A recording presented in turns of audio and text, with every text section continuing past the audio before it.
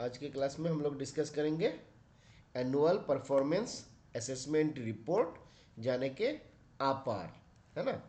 आपार के ऊपर आज हम लोगों का डिस्कशन रहेगा। APAR फुल फॉर्म, अगर बहुत आसान क्वेश्चन कर दिया गया, है ना, मान लीजिए एग्जामिनर आपसे बहुत ज़्यादा प्रेम करते हैं, वो चाहते हैं कि आपको मिल जाए, आप IP बन जाओ जल्दी से जल्दी, हो सकता है आपको अपार का फुल फॉर्म पूछ दिया जाए, है ना। तो कुछ भी हम लोगों को छोड़ना नहीं है। अपार का फुल फॉर्म क्या है, एक बार फटाफट से पब्लिक चैट में लिखिए। अपार का फुल फॉर्म क्या है? Annual performance assessment report. और इसके नाम से ही पता चल रहा है इसमें काम क्या होने वाला है। तो साल भर में कोई गवर्नमेंट सर्वेंट का जो परफॉर्मेंस होता है उसका असेसमेंट किया जाता है अपार के माध्यम से। एनुअल परफॉर्मेंस असेसमेंट रिपोर्ट के माध्यम से आपका इसका असेसमेंट किया जाता है। तो बेसिकली जो हमारा सेंट्रल गवर्नमेंट सर्वेंट है उनका जो मार्कशीट है, बोल सकते हैं कि साल भर मैंने कितना परफॉर्मेंस किया, उसका जो रिपोर्ट कार्ड है वो होता है अपार, है ना।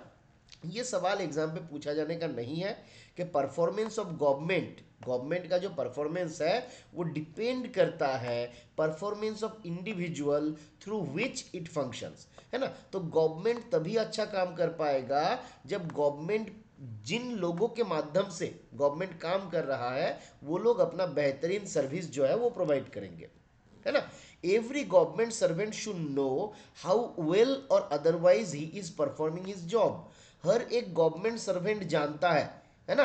आप जानते हो, हम जानते हैं कि हम लोग कितने अच्छे से, कितने बेहतरीन ढंग से अपना काम करते हैं, ये सभी लोग जानते हैं। भले ही आपका सुपरिटेंडेंट को मालूम नहीं है कि शत्रुघ्न जी या अभिजीत जी या मधुस्मिता जी कैसा काम करता है या करती है, but very good evening Naveen ji, but हम लोगों को ये मालूम रहता है कि हम कैसे काम करते हैं, है ना।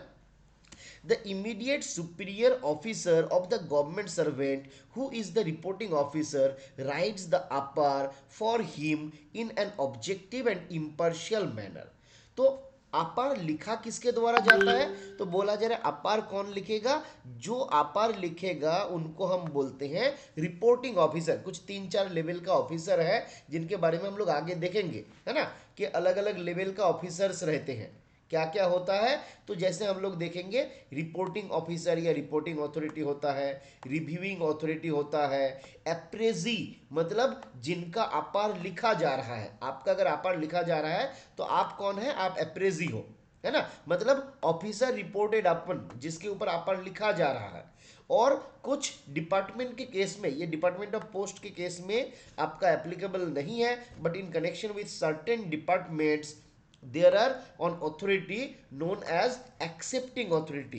तो अप्रेजी जो है अपना अपार, अपना सेल्फ अप्रेजल जो है, सर्टेन केसेस में यहाँ पर भी आपका डिपेंड करता है अपार के प्रोफॉर्मा के ऊपर कि सर्टेन लेवल ऑफिसर्स को आपका अपना अपार का प्रोफॉर्मा जो है वो लिखना रहता है। जैसे HSG एंड अबोव वगैरह जो रहेंगे, उन लोगों को जितना हमको याद आ रहा है कौन कौन अपार लिखता है, एक बार फटाफट से बताइए पब्लिक चैट में। किनको किनको सेल्फ अप्रेजल लिखना रहता है? LSG, HSG एंड अबोव जो ऑफिसर्स रहते हैं उन लोगों को क्या करना रहता है? अपना अपार लिखना रहता है या नहीं लिखना रहता है?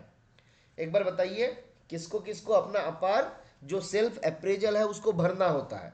सब लोगों को नहीं भरना होता है। एक पोस्टमैन अगर होगा उनको अपना सेल्फ अप्रेजल नहीं भरना होता है। एक MTS अगर है तो उनको भरना नहीं होता है ना। चलिए हम लोग एक बार अपार का प्रोफॉर्मा प्रोफॉर्मा चलिए एक बार हम देख लेते हैं। अपार का जो प्रोफॉर्मा है वहाँ पे भी आपका बताया जाता है। जैसे एक मिनट, HSG LSG, बिल्कुल LSG HSG and above. LSG भी था ना उसके भीतर? एक बार हमको बस कंफर्म करने दीजिए दिमाग से। LSG एंड अबव था जितना हमको याद आ रहा है, LSG एंड अबव, है ना। एक बार इसको कंफर्म कर लेंगे। इन लोगों को अपना सेल्फ अप्रेजल जो है वो लिखना रहता है ना। चलिए एक बार हम कंफर्म कर लेंगे, आज के क्लास में के एंड में हम लोग खत्म कर लेंगे। LSG होता है लोअर सिलेक्शन ग्रेड, है ना। डिपार्टमेंट ऑफ पोस्ट में ही लोअर सिलेक्शन ग्रेड का ऑफिसर्स रहते हैं। जब पोस्टल असिस्टेंट लोगों को आपका MSCP वगैरह मिलते, प्रमोशन मिलता है, तो सर्टेन सर्टेन पीरियड के बाद हमारा लोअर सिलेक्शन ग्रेड में दिया जाता है। ये बेसिकली सुपरवाइजरी कैडर बोल सकते हैं एक प्रकार का, है ना, हमारा पोस्टल साइट का ही। तो आगे क्या क्या दिखाया गया, तो ये हम लोग देख रहे थे यहाँ पे कि कौन अपार लिखेगा।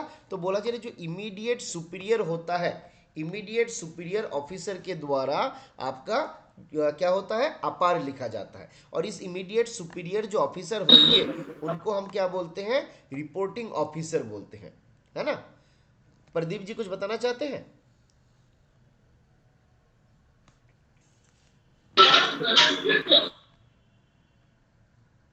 एक मिनट प्लीज वेट करिए। हाँ चालू हुआ। सेल्फ अप्रेजी क्या है सुधाकर जी? सेल्फ अप्रेजी का मतलब होता है जो बंदा अपना डेटा भरेगा ना, जिसके ऊपर आपका लिखा जा रहा है। जैसे आप देख सकते हैं एलएसजी एंड अबोव जो ऑफिसर होता है वहां पे उनको क्या करना होता है, अपर फॉर्म में अपना ब्रीफ डिस्क्रिप्शन ऑफ ड्यूटी उनको देना रहता है कि क्या उनका एक्चुअल में काम क्या है।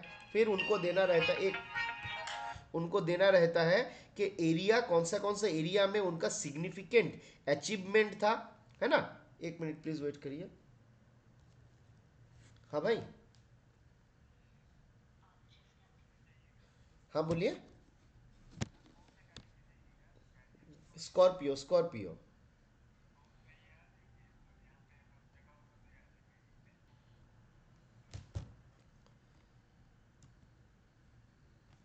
चलिए आगे बढ़े। तो क्या क्या इसमें रहता है देखिए, सेल्फ अप्रेजी मतलब खुद का तारीफ करना। आपने क्या क्या तीर मारा किसी सर्टेन ईयर में, उसका डिटेल्स हमको देना रहता है। और अपार जब हम भरते हैं तो इसको फिनेंशियल ईयर वाइज भरा जाता है ना।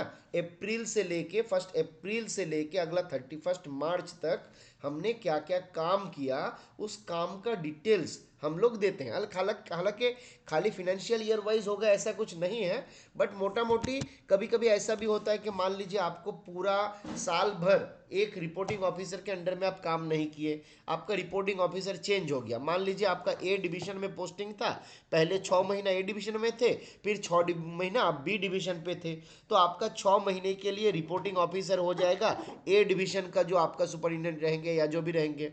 फिर मान लीजिए 6 महीना बी डिवीजन पे चले गए तो वहां पे आपका रिपोर्टिंग ऑफिसर जो है वो आपका हो जाएंगे आपका रिपोर्टिंग ऑफिसर।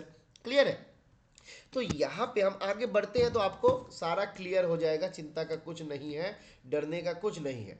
हम लोग यहाँ पे क्या बोल रहे थे देखिए, अपार के बारे में जब हम लोग डिस्कस करते हैं तो अपार में 4 स्टेक होल्डर होता है। कौन कौन? पहले होता है अप्रेजी। अप्रेजी का मतलब क्या हुआ, ऑफिसर रिपोर्टेड अपन, मतलब जिनके ऊपर अपार लिखा जा रहा है। मान लीजिए सुधाकर जी का अपार लिखा जा रहा है, सुधाकर जी का अपार लिखा जा रहा है, तो सुधाकर जी कौन हो जाएंगे, सुधाकर जी विल बी द अप्रेजी। ठीक है, सुधाकर जी कौन हो गए, ये अप्रेजी हो गए। अब मान लीजिए सुधाकर जी जहां पे अपार लिख रहे हैं वो किसी डिवीजन ऑफिस में काम करते हैं, तो ए डिवीजन में वो काम करते हैं या XYZ डिवीजन पे काम करते हैं, तो XYZ डिवीजन का जो सुपरिटेंडेंट रहेंगे वो कौन हो जाएगा, वो हो जाएगा उनका रिपोर्टिंग अथॉरिटी। ठीक है, अब सुपरिटेंडेंट अपार लिखने के बाद इसको रिव्यू करने के लिए भेजता है मान लीजिए डायरेक्टर के पास, है ना।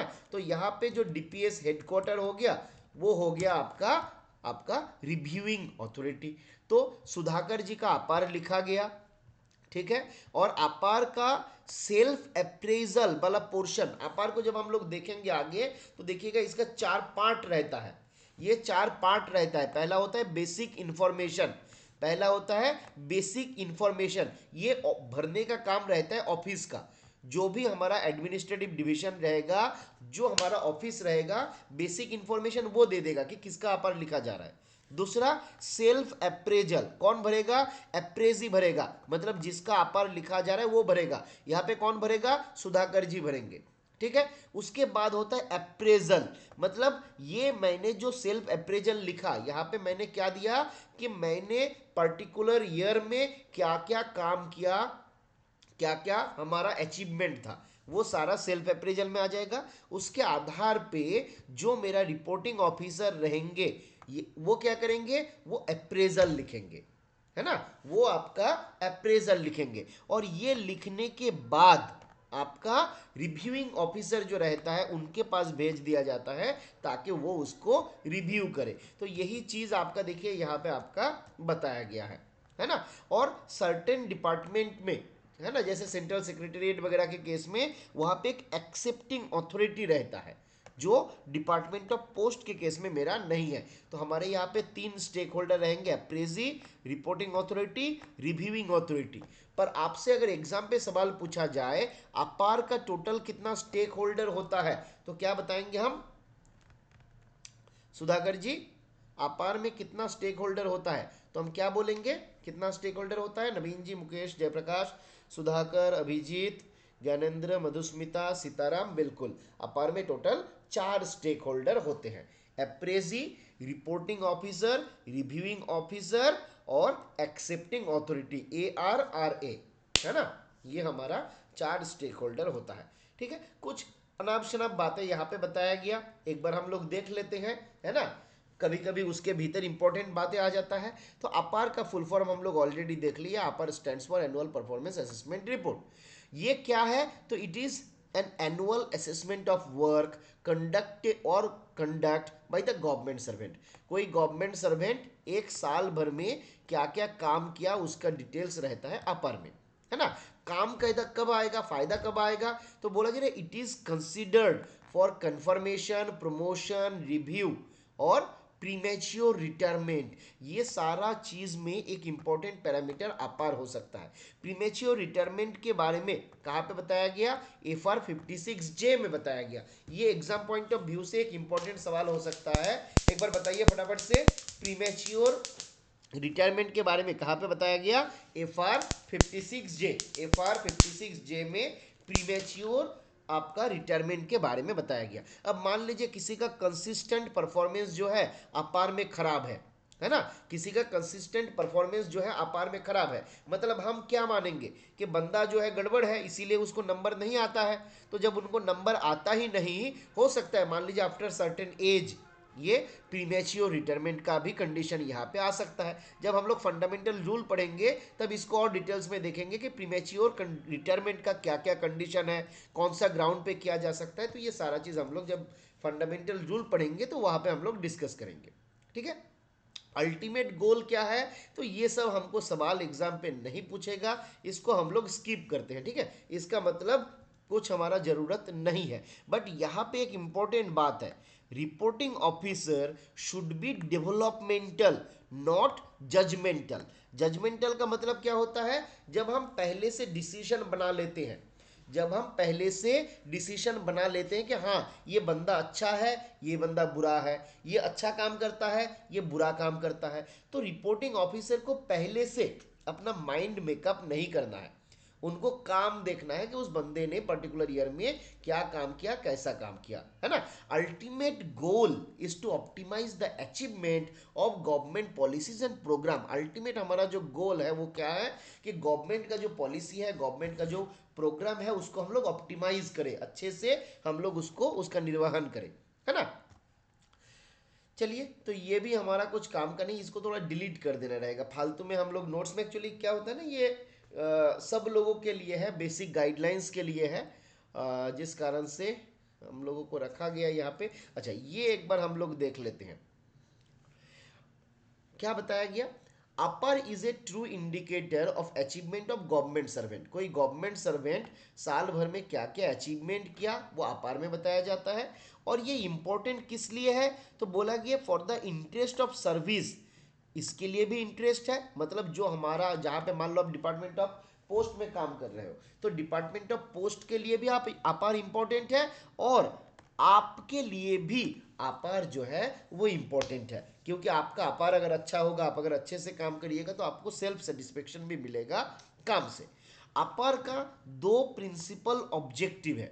अपार का 2 प्रिंसिपल ऑब्जेक्टिव है, क्या क्या बोला गया? Number 1, to improve the performance of subordinate in his present job. तो आप किसी ऑफिस का बॉस हो, आपका सबॉर्डिनेट अच्छा काम करेगा, ये देखना आपका भी रिस्पॉन्सिबिलिटी है। जैसे बहुत जगह पे आपका क्या करते हैं हम लोग सैलरी हेल्ड अप कर देते हैं, है ना। एक बहुत आजकल का तो मान लीजिए कहीं कहीं पे ट्रेंड चल रहा है, सैलरी हेल्ड अप कर देना। देखे हैं कि नहीं, आप में से किसी के साथ हुआ है, किसी ने झेला है अभी तक? हाँ या ना में जवाब दे सकते हैं, नो आइडिया। अच्छा मुकेश जी, चलिए, ना होना ही अच्छा है, बट नॉर्मली डिपार्टमेंटल एम्प्लॉय के केस में कंपैरेटिवली कम होता है, बट जीडीएस क्योंकि जो लोअर पेड स्टाफ है बहुत ज़्यादा उनको जानकारी है नहीं, तो ज़्यादातर हम लोग उनके ऊपर ये काम करते हैं, है ना, सैलरी हेल्ड अप कर देने वाला, कि भाई वो काम नहीं किया, टारगेट पूरा नहीं किया, चलो उसका सैलरी हेल्ड अप कर देते हैं। अच्छा है, कम से कम आप लोगों ने नहीं देखा, ये अच्छी बात है ना। चलिए, अगर कोई देखेगा उसके बाद हम लोग उसको लेकर डिस्कस करेंगे। फिलहाल हम लोग आगे बढ़ते हैं।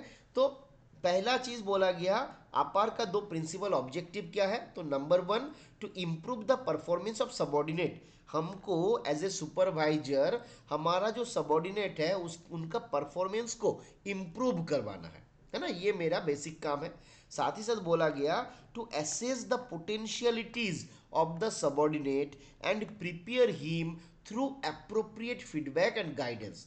तो एक तो हमारा सबॉर्डिनेट का परफॉर्मेंस जो है उसको इंप्रूव करना मेरा काम है, और बोल रहे हैं कि आप सबॉर्डिनेट का जो पोटेंशियल है उसको भी पहचानो, है ना, और उसको जो भी जरूरी फीडबैक है, जो भी गाइडेंस है वो दो, ताकि वो फ्यूचर जो पॉसिबिलिटीज है वो और अच्छा हो, फ्यूचर में वो और अच्छे से काम कर पाए, है ना। तो ये दो आपार का प्रिंसिपल ऑब्जेक्टिव जो है यहाँ पे आपका बताया गया है। आगे आते हैं, अपार कब लिखा जाता है, तो क्या बोला जा रहा है, देखिए, बोला जा रहा है गवर्नमेंट सर्वेंट का जो परफॉर्मेंस है, एनुअल परफॉर्मेंस है, from the month of April to March. आपसे सवाल पूछा जा सकता है कि अपार जो है कौन सा महीने से लेके कौन सा महीने का पीरियड का जनरली लिखा जाता है, बताइए कौन सा महीने से कौन सा महीने तक का जनरली अपार लिखा जाता है, फटाफट से। स्क्रीन विजिबल है प्रदीप जी, बाकी लोग कंफर्म करिए, स्क्रीन बिल्कुल विजिबल है, अप्रैल से लेके मार्च तक, एक बार कंफर्म करिए स्क्रीन विजिबल है ना। चलिए, मुकेश जी ने बोल दिया कि स्क्रीन विजिबल है ना। तो अपार जो है लिखा जाता है annually from the month of April to March. अब reporting officer at the beginning of the year has to set quantitative and physical targets in consultation with each government servant whose reports are required to be right, है ना। बोला जा रहा है जब financial year का beginning होगा, on the beginning, eight the beginning of the year, अब देखो कि आप किसी को टारगेट दे रहे हैं कि तुमको ये करना है, वो करना है, वो करना है ना। जब आप उनका अपार लिखने वाले हैं तो टारगेट भी समय समय पे दे देना चाहिए।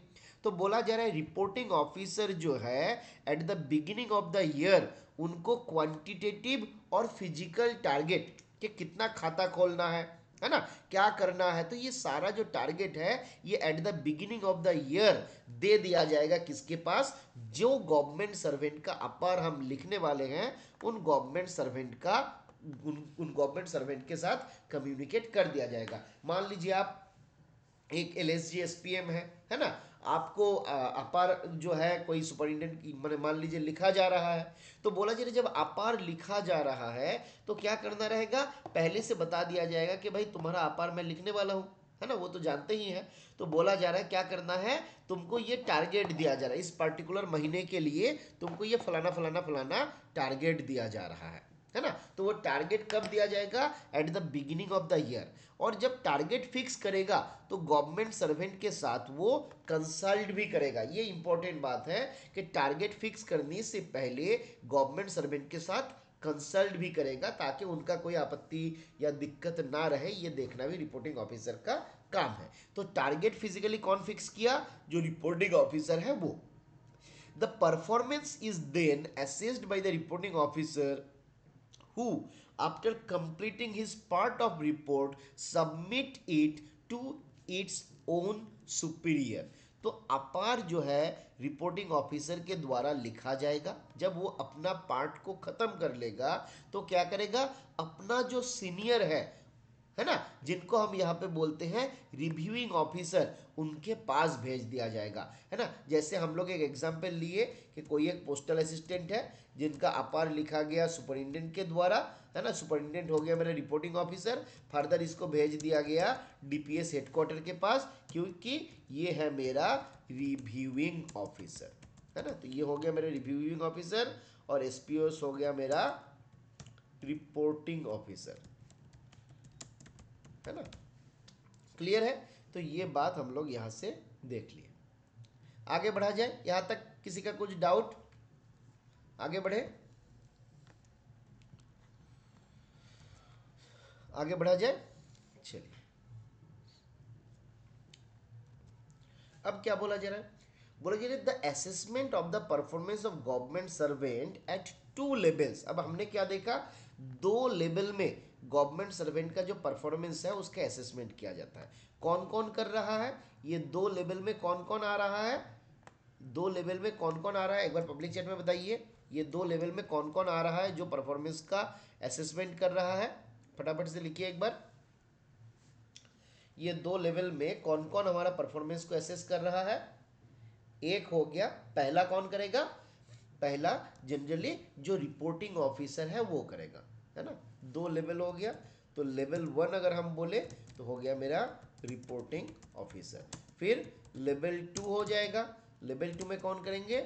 रिव्यूइंग ऑफिसर, है ना। तो ये दो लेवल, एक हो गया मान लीजिए मेरा सुपरिटेंडेंट, एक हो गया मेरा डीपीएस, या फिर एक हो गया मेरा डीपीएस, एक हो गया पीएमजी, है ना। तो ये लोग दो अलग अलग लेवल से मेरा परफॉर्मेंस को असेस कर रहा है। इससे फायदा क्या हो रहा है? तो बोला जा रहा है कि फेयरनेस का जो चांसेस है वो ज्यादा हो जाता है, क्योंकि डबल फिल्टर चल रहा है यहाँ पे, है ना। एक आदमी ने खाली लिख के नहीं छोड़ दिया, वो उसको दूसरे के द्वारा रिव्यू भी करवाया गया, है ना। तो यहाँ पे फेयरनेस का जो चांसेस है वो आपका बढ़ जाएगा। तो ये आपका यहाँ पे हम देख सकते हैं। बोला जी the responsibility for obtaining the APAR from reporting officer concern in transfer cases will be that the section handling APAR. तो बोला जा रहा है जब रिपोर्टिंग ऑफिसर का ट्रांसफर हो जाता है ना, या फिर मान लीजिए responsibility for obtaining the APAR from the reporting officer concern in transfer cases, अगर कभी भी किसी का ट्रांसफर हो रहा है उस केस में रिपोर्टिंग ऑफिसर से अपार को कलेक्ट कर लेना, जो अपार को हैंडल कर रहा है, जो सेक्शन के द्वारा अपार को हैंडल किया जा रहा है, ये उस सेक्शन का काम है कि भाई ट्रांसफर से पहले आप अपार को ऑब्टेन कर लो, उसको कलेक्ट कर लो, है ना। तो अगर हमसे सवाल पूछे कि ये किसका काम है, तो the section which is handling the APAR, it is his or her duty, और it is the duty of that section only to collect the APAR in connection with reporting transfer cases. ठीक है। बोला जा रहा है if the reporting officer is transferred during the year he must write it within 3 to 5 weeks। तो बोला जा रहा है अगर रिपोर्टिंग ऑफिसर का ट्रांसफर हो रहा है तो उस केस में ट्रांसफर से विद इन 3 to 5 weeks के भीतर उनको क्या करना रहता है? अपार को लिख देना रहेगा, है ना। अगर रिपोर्टिंग ऑफिसर ट्रांसफर हो रहा है तो ट्रांसफर से 3 से 5 हफ्ते के भीतर उनको क्या करना रहेगा? अपार का जो रिपोर्ट है उसको लिखना रहेगा। ठीक है, आगे बढ़ा जाए। R O and R A, चलिए अक्षय जी, शत्रुघ्न बोला रिपोर्टिंग ऑफिसर। चलिए आगे बढ़ते हैं। तो कितने दिन के भीतर इनके केसेस ऑफ ट्रांसफर अपार लिखा जाएगा? बताइए एक बार फटाफट से। ट्रांसफर के केस में जो ट्रांसफर हो रहा है रिपोर्टिंग ऑफिसर का, कितने दिन के भीतर उनको ये लिखना रहेगा अपार?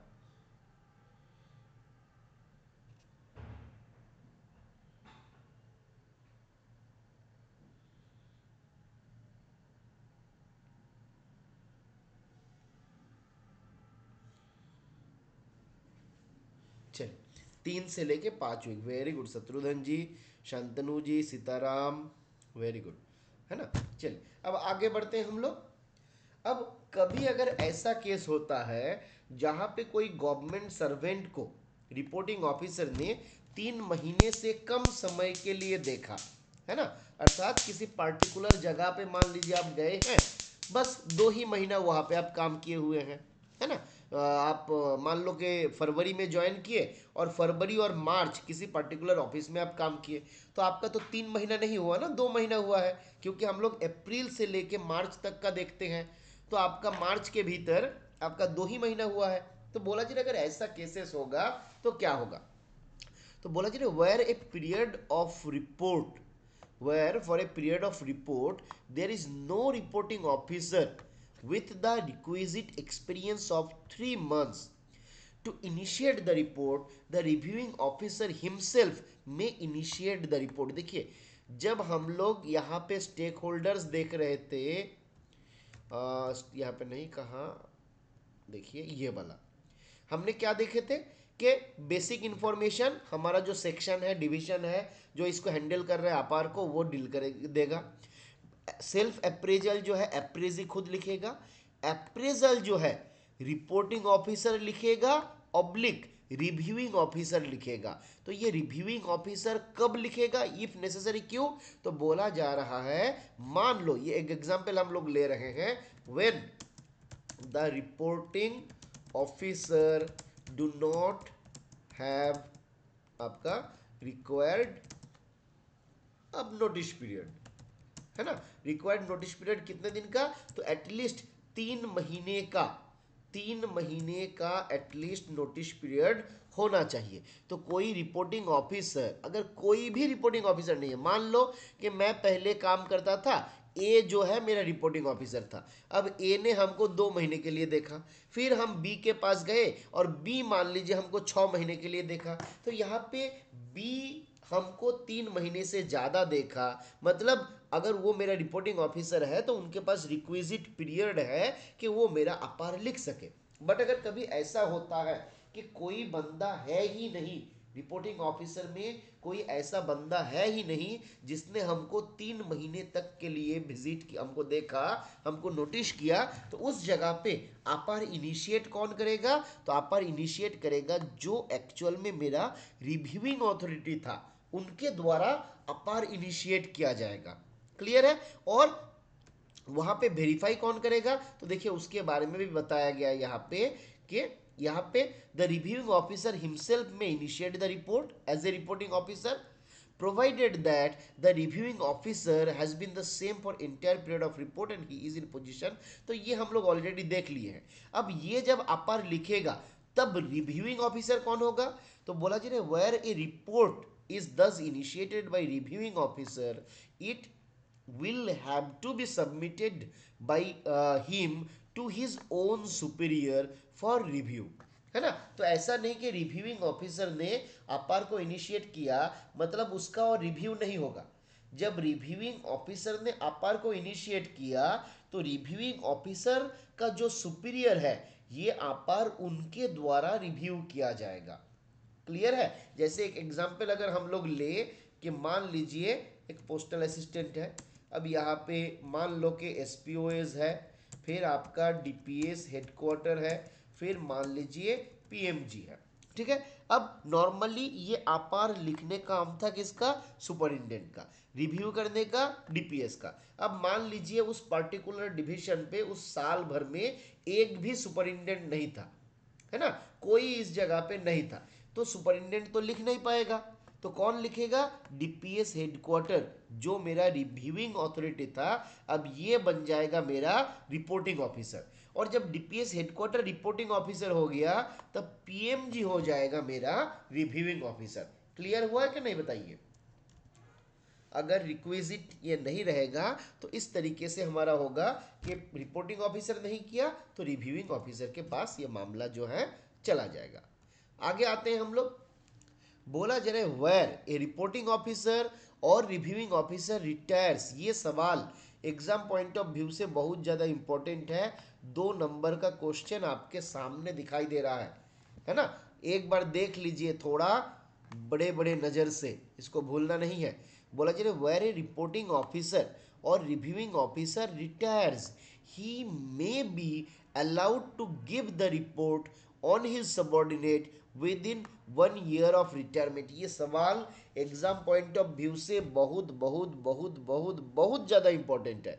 याद रहेगा कि अगर रिपोर्टिंग ऑफिसर या रिव्यूइंग ऑफिसर रिटायर करता है, कितने दिन के भीतर वो अपार लिख सकते हैं उनका, कितने दिन के भीतर बताइए, कितने दिन के भीतर फटाफट से बताइए, कितने दिन के भीतर लिख पाएंगे अगर रिटायर कर रहा है, 1 महीना, है ना। तो क्या बोला जा रहा है, where a reporting officer or reviewing officer is retiring, he is allowed to give the report on his subordinate within 1 month of retirement. Retirement के 1 महीने के भीतर वो क्या कर सकता है, अपना रिपोर्ट जो है लिख सकता है, अपार जो है लिख सकता है। बोला जा रहा है where an officer has taken any leave for a period of more than 15 days, the total period spent on leave can be deducted from the total period spent on any post for the purpose of computing the period of 3 months। मान लीजिए कि आपने क्या किया, जनवरी महीने का 1 तारीख को, 1 जनवरी को आप किसी पर्टिकुलर डिवीजन पे ज्वाइन किए। अब जनवरी, फरवरी, मार्च, 3 मिला के कितने दिन का होता है, तो 3 महीना हो जाता है ना। तो 3 महीना अगर कंप्लीट होता तो मेरा अपार लिखा जाता, वहां पे जो मेरा रिपोर्टिंग ऑफिसर रहेंगे। अब मान लीजिए इस दौरान आप 20 दिन का एलटीसी लिए, है ना, और ये 20 दिन का एलटीसी लेके आप अंडमान घूमने के लिए चले गए, तो 3 महीना से जब भी 15 दिन से ज़्यादा पीरियड का आप लीव लेते हो, तो ये 3 महीना से वो पीरियड आपका डिडक्ट हो जाएगा, तो आपका 3 महीना और बचेगा नहीं। तो बचेगा नहीं मतलब उस पार्टिकुलर रिपोर्टिंग ऑफिसर जो है आपका आपका जो अपार है वो लिखने के लिए एंटाइटल्ड नहीं है। क्लियर है कि नहीं बताइए। ये कब होगा, जब मैं 15 दिन से ज़्यादा, 15 दिन से बड़ा मैं छुट्टी लूँगा, उस केस में 3 महीना जब कंप्यूट किया जा रहा है उस दौरान मैं देख लूँगा किसी पर्टिकुलर पोस्ट पे काम करते वक्त मेरे द्वारा कितने दिन का छुट्टी लिया गया, है ना। तो अगर मैंने लीव लिया for a period of more than 15 days, 15 दिन से ज़्यादा अगर उस पीरियड में मैं छुट्टी में रहा हूँ, तो उस जगह पे उस पीरियड को क्या कर लिया जाएगा, डिडक्ट कर लिया जाएगा। 1 2 4 दिन लिए, 5 दिन लिए, है ना, मान लीजिए कि जनवरी से ज्वाइन किए, मार्च तक 3 महीना हो रहा था, 2 दिन आप छुट्टी लिए, है ना, या 5 दिन आप छुट्टी लिए, तो यहाँ पे आपका पीरियड जो है उसको डिडक्ट नहीं किया जाएगा। क्लियर है। वॉइस इंटरप्शन बताया जा रहा है डीपी सिंह के द्वारा, बाकी लोग बताओ वॉइस ठीक है या गड़बड़ी है। ज्ञानेंद्र बोला ठीक है, नवीन, शत्रुघ्न, मंजीत, अभिजीत, मुकेश, हेमलता क्लियर है ना। तो डीपी सिंह जी, गर्मी बढ़ रहा है, आपको स्प्राइट पीना है, ठीक है। कल से क्लास के समय स्प्राइट का बोतल लेके बैठना है, अगर वॉइस में कोई गड़बड़ी होगा तो स्प्राइट पीना है, ठीक है, क्योंकि स्प्राइट क्या होता है, क्लियर है ना। चलिए आगे आते हैं, एक बार आप रिकनेक्ट कर लीजिए, ठीक है DP Singh ji, DP Singh ji please reconnect, ठीक है, एक बार रिकनेक्ट कर लीजिए, आपका ठीक हो जाएगा, ठीक है, क्योंकि आज मेरा इंटरनेट कनेक्टिविटी सही होना चाहिए, दिक्कत नहीं है ना। और बाकी लोगों ने भी ऑलरेडी रिस्पॉन्ड किया। आगे आते हैं हम लोग, दिक्कत नहीं हो रहा है ना, बताइए यहाँ तक कोई दिक्कत हुआ। आगे देखिए और भी बहुत सारा चीज़ें हैं जो हम लोग धीरे धीरे पढ़ते जाएंगे और देखते जाएंगे। एक्चुअली बहुत दिन से ना मैं इसको टॉपिक को देखना भी भूल गया हूँ, देखा नहीं है। बहुत दिन बाद आप लोगों के साथ में बैठ के हम इसको पढ़ रहे हैं और देख रहे हैं, तो मज़ा आएगा, आपको भी मज़ा आएगा, हमको भी मज़ा आएगा, है ना। पर आप लोगों को मेरे जैसा बदमाशी नहीं करना है, आप लोगों को ज़्यादा पढ़ना है, आप लोगों को भूलते तक नहीं छोड़ना है। जब तक आप भूल नहीं जाइएगा तब तक पढ़ना नहीं है, ऐसा नहीं करना है, आप लोगों को ज़्यादा बार बार पढ़ना है। जो टॉपिक हमने पढ़ाए हैं उसको बार बार रिवाइज करिए, जो ऑलरेडी कवर हो चुका है।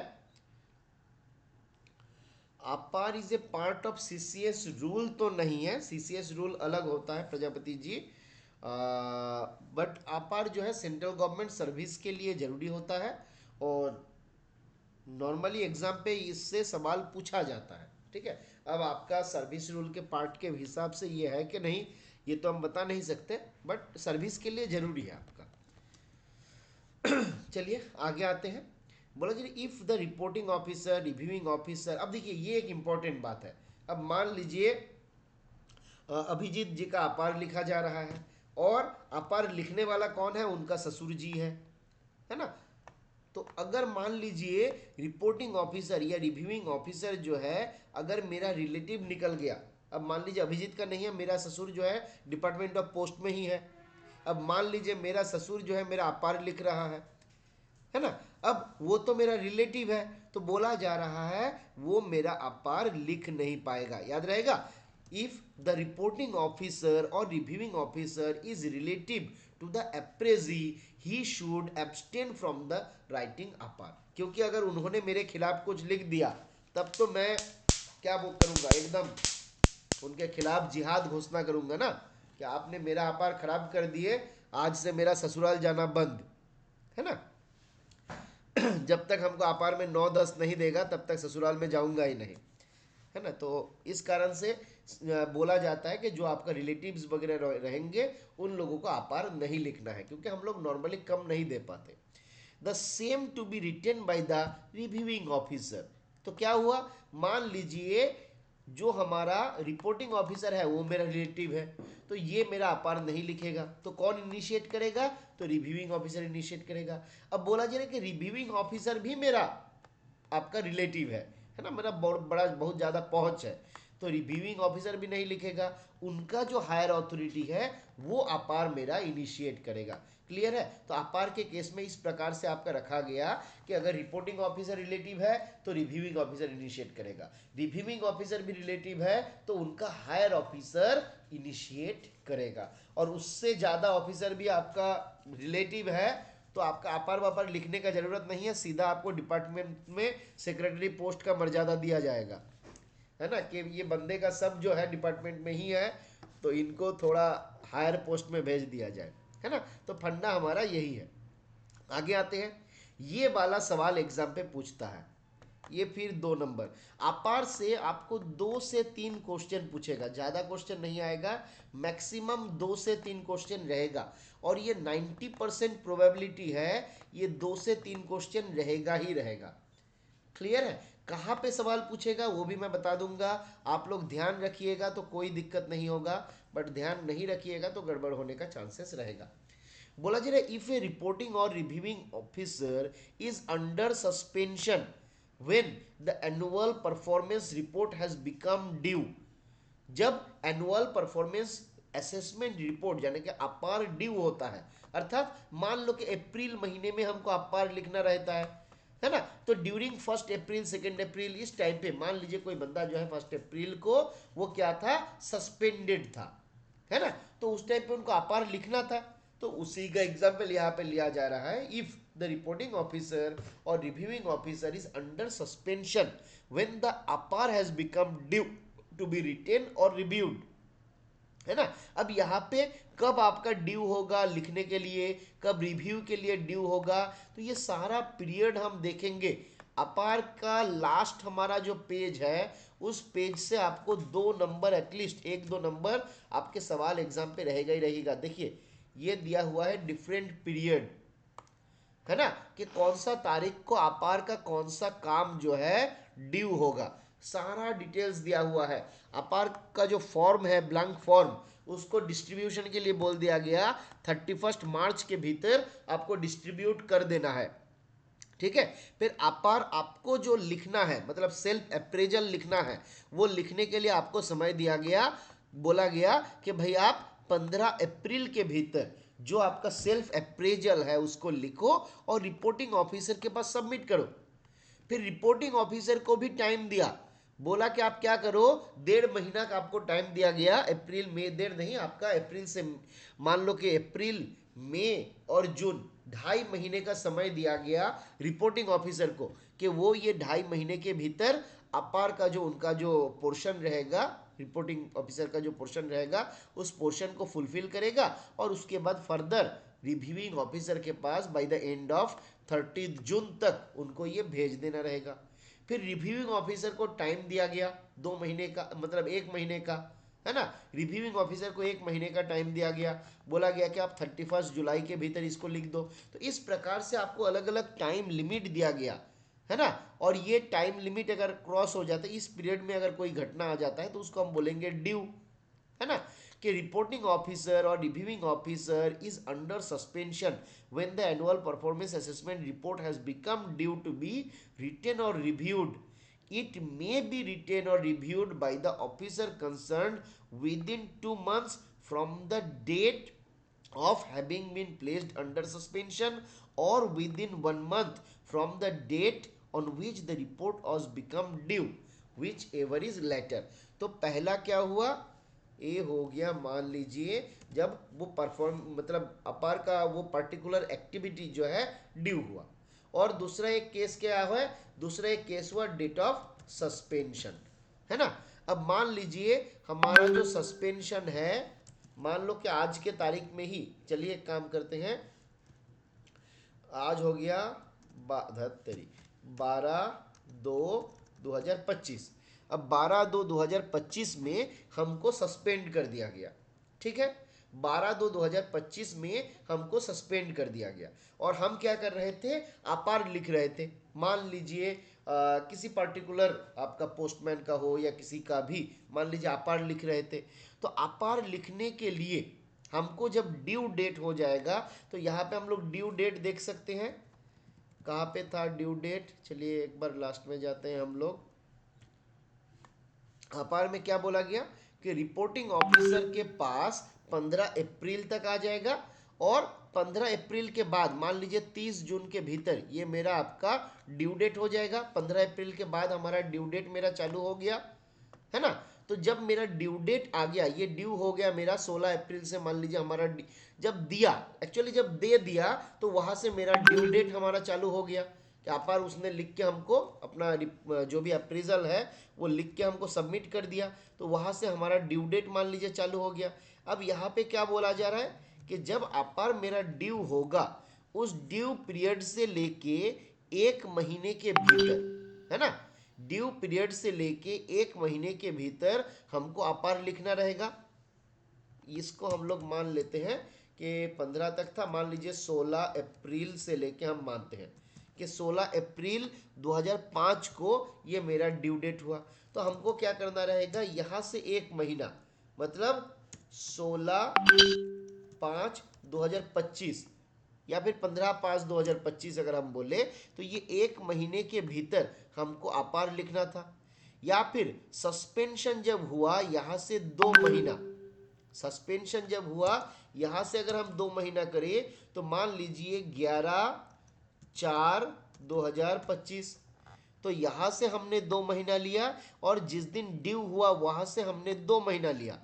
इस दोनों के भीतर बाद में कौन सा डेट आया, 15/5/2025। तो हमको अपार लिखना रहेगा कब से कब तक के भीतर, तो 15/5/2025 के भीतर हमको अपार लिख के देना रहेगा। उसके बाद हमको और मौका नहीं रहेगा, है ना।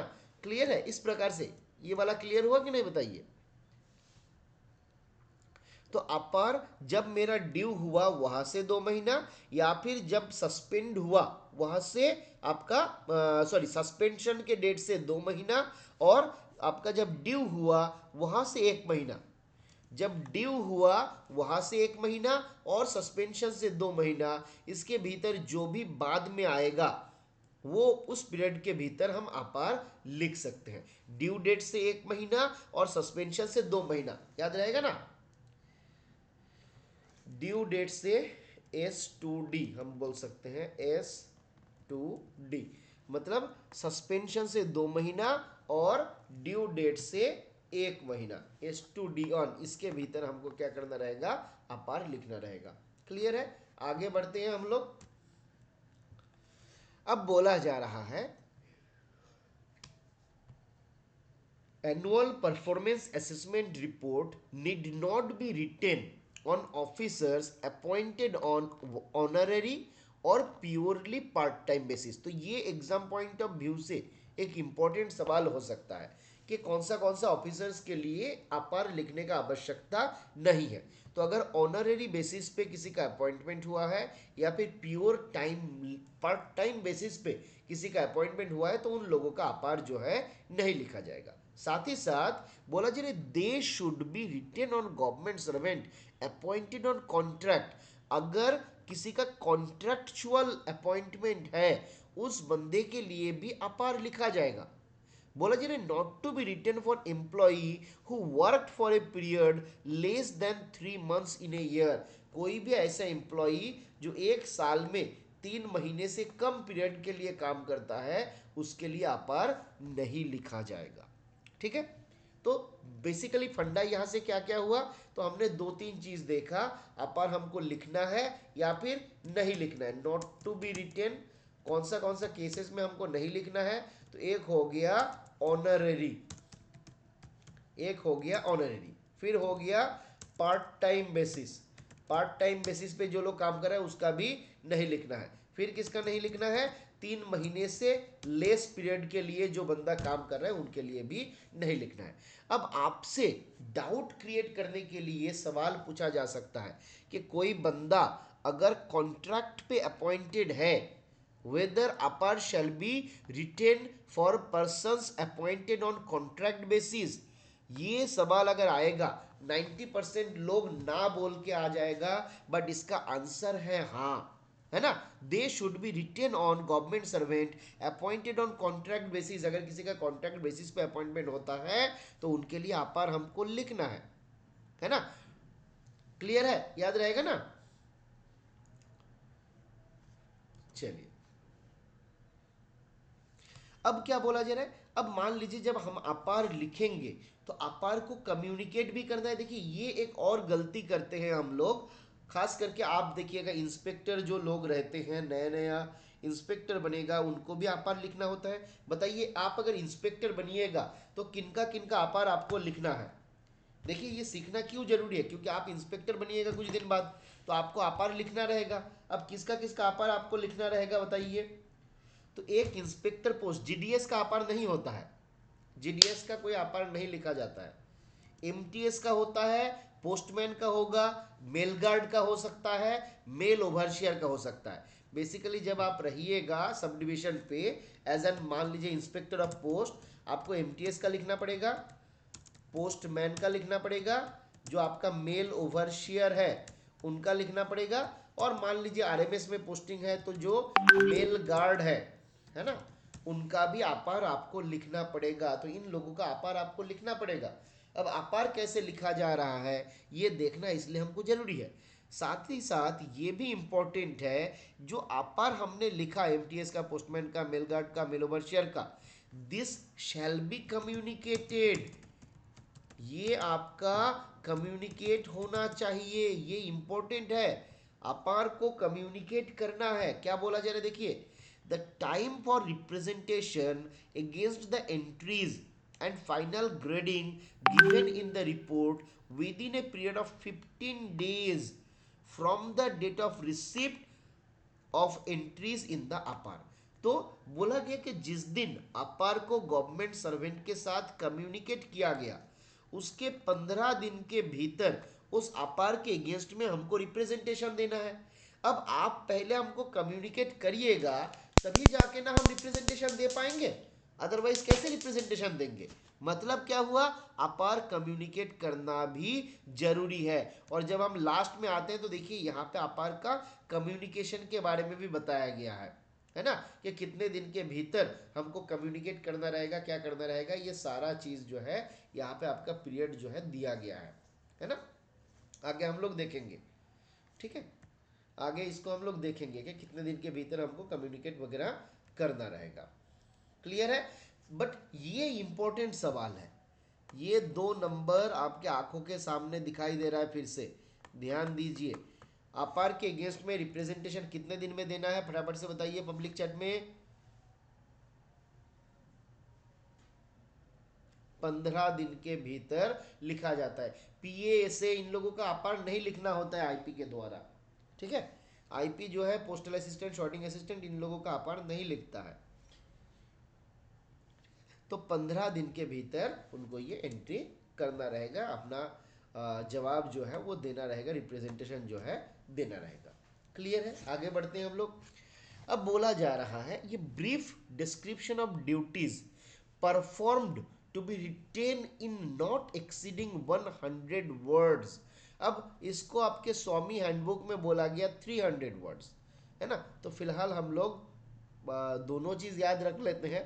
हालांकि ये थोड़ा कंट्रोवर्शियल है, मैं इसको थोड़ा सा इसको देख के मैं आपको कंफर्म कर दूंगा, है ना, कि कितने वर्ड के भीतर लिखना है। नॉर्मली आपका 100 वर्ड्स ही बोला जाता है, ज़्यादातर जगह पे आपका 100 वर्ड्स ही लिया जाता है, बट स्वामी के हैंडबुक में आपका 300 वर्ड बोला गया है ना, कि brief description of duties shall be performed, brief description of duties shall be performed, है ना। क्या क्या काम हमने किया इसको लिखने के लिए बोला गया 100 वर्ड्स या 300 वर्ड्स एज पर स्वामी हैंडबुक।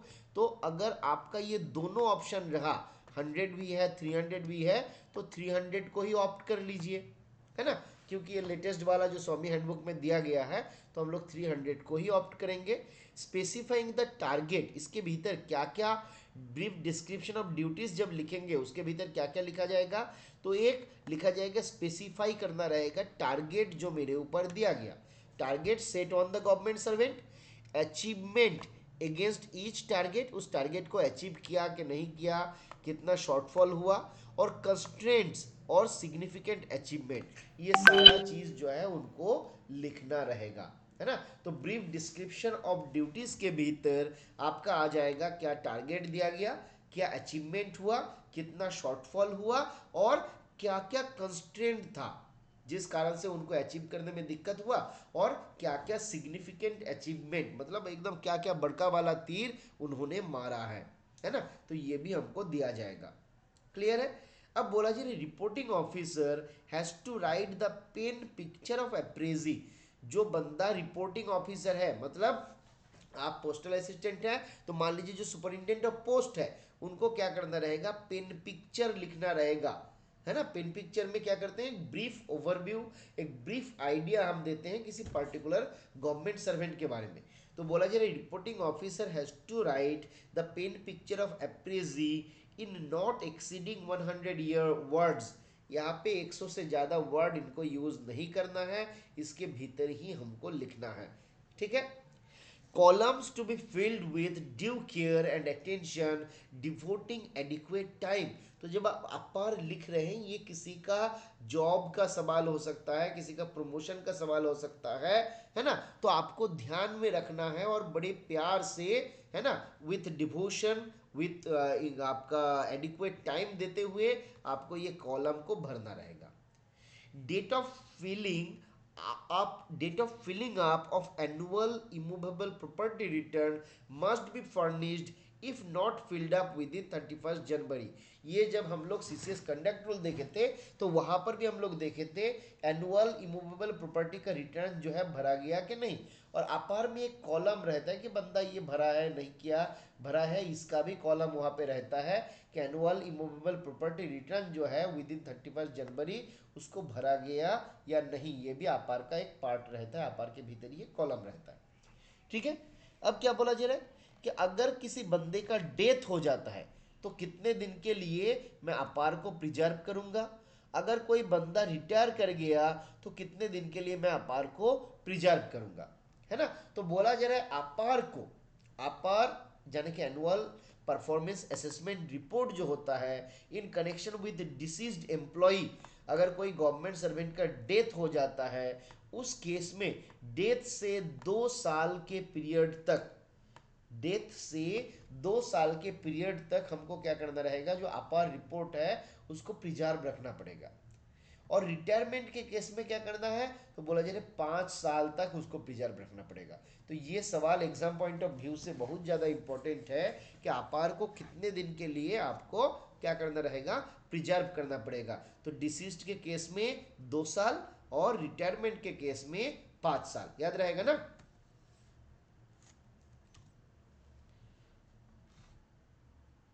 चलिए प्रिया जी बोल रहे हैं कि उनका भी 300 वर्ड के भीतर लिखना रहता है। हम बोल रहे स्वामी हैंडबुक में अभी फिलहाल आपका 300 वर्ड्स दिया गया है, ठीक है। तो हम लोग लेटेस्ट उसी को मानेंगे, 300 वर्ड्स लेके ही हम लोग चलेंगे कि आपको अपना जो डिटेल्स है, ब्रीफ डिस्क्रिप्शन ऑफ ड्यूटीज देना रहेगा वो 300 वर्ड्स के भीतर देना रहेगा। ठीक है। सेक्शंस ऑफ अपार, अपार में ये सवाल एग्जाम पे पूछा जाता है कि अपार में टोटल कितना सेक्शन है।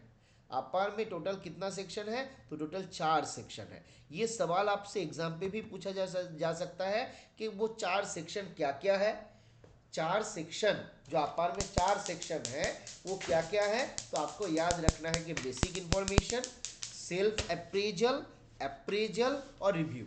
Basic information, self appraisal, appraisal और रिव्यू, ये 4 जो आपका इंफॉर्मेशन है ये क्या है, आपका अपार का 4 सेक्शन के भीतर आता है। सेक्शन 1 में बताया गया बेसिक इंफॉर्मेशन, सेक्शन 2 में सेल्फ अप्रेजल, सेक्शन 3 में अप्रेजल और सेक्शन 4 में रिव्यू। क्लियर है? चलिए, यहां तक क्लियर है कि नहीं बताइए।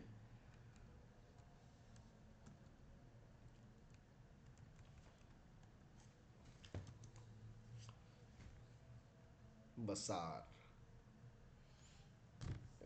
Yes, bars. चलिए मुकेश जी, अब देखिए सेक्शन 1 में क्या क्या बताया गया। सेक्शन 1 में क्या क्या बताया गया बेसिक इंफॉर्मेशन के भीतर, बोला जी this section should be filled by the administrative division or personnel department. तो आपके ऑफिस का जो एडमिनिस्ट्रेटिव डिवीजन रहेगा उनके द्वारा ये बेसिक इंफॉर्मेशन वाला कॉलम जो है भर दिया जाएगा, ये वाला सेक्शन जो है भर दिया जाएगा। तो सवाल पूछा जाता है कि बेसिक इंफॉर्मेशन वाला सेक्शन कौन भरता है, तो जो एडमिनिस्ट्रेटिव डिवीजन होता है उनके द्वारा आपका इस बेसिक इंफॉर्मेशन कॉलम जो है उसको भरा जाता है। ठीक है।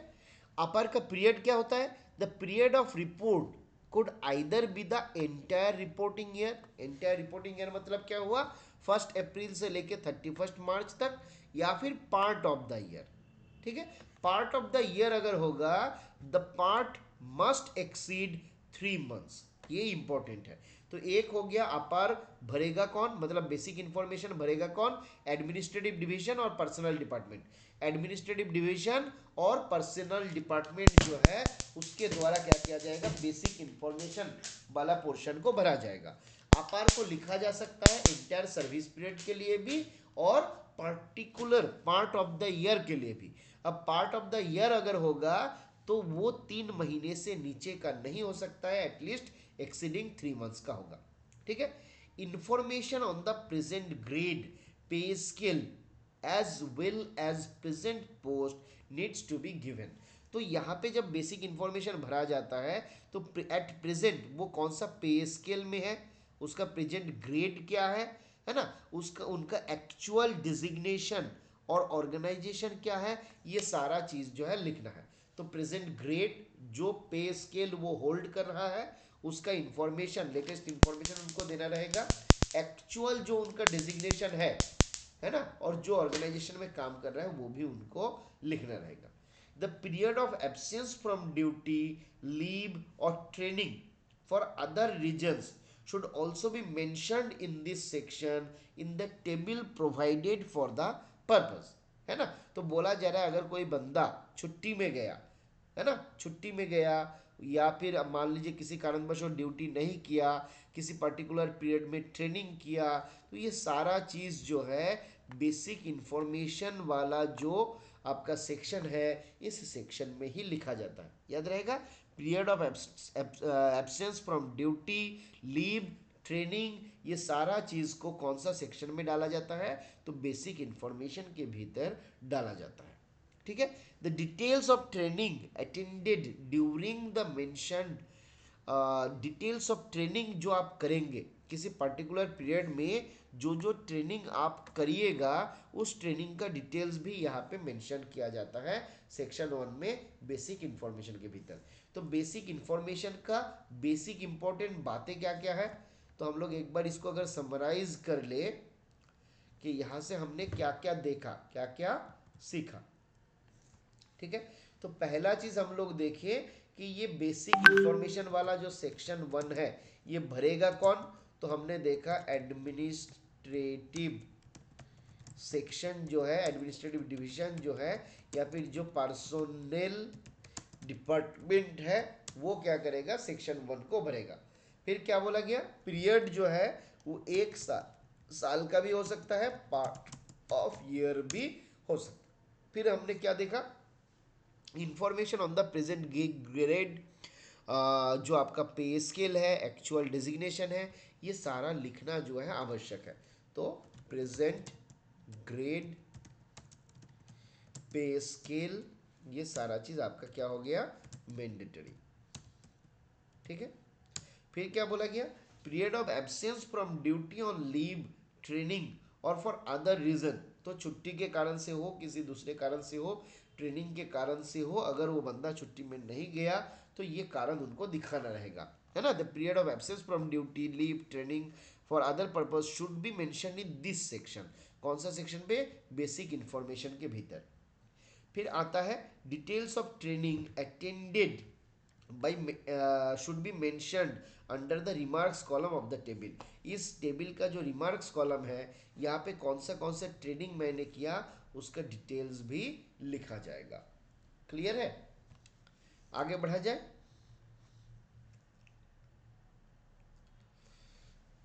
चलिए, तो और थोड़ा सा हम लोग देखते हैं, आज क्लास ना थोड़ा जल्दी हम लोग सिमट लेंगे।